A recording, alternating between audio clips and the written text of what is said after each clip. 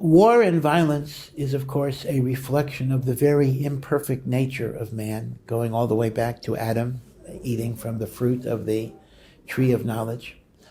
And the physical wars in the Torah were against evil nations, nations that represented corruption, and there needed to be at some point eradication, although I do want to point out, perhaps we don't have time to fully address this, that even the supposed genocide in the Torah is not quite as severe as one would assume.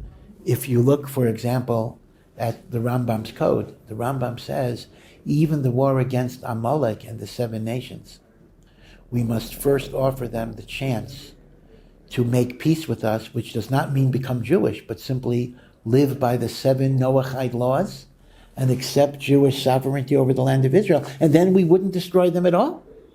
So even with Amalek and the 7 nations, the Rambam says, there are ways out. But once again, war is something that was never glorified. We find that even when the Egyptians were drowning in the Red Sea and the Jewish people wanted to sing praise to the Almighty, God said, these are my creatures too.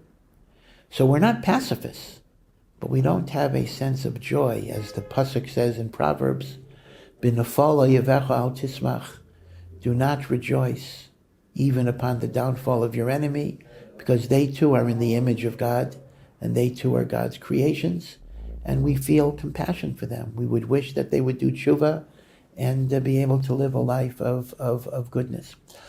But all I can say is that when there is evil in the world, it must be fought. Sometimes that evil is fought by physical means. Other times, we fight it by spiritual means. But the concept of a war against evil basically means you can't be neutral. You can't be Switzerland. You got to take sides. As I say, it doesn't always have to be through violence, and I think most of the time it shouldn't be through violence.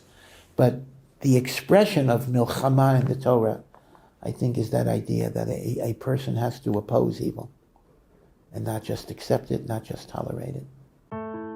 Click subscribe to see more exclusive content from the most sought-after Jewish speakers, teachers, and thinkers.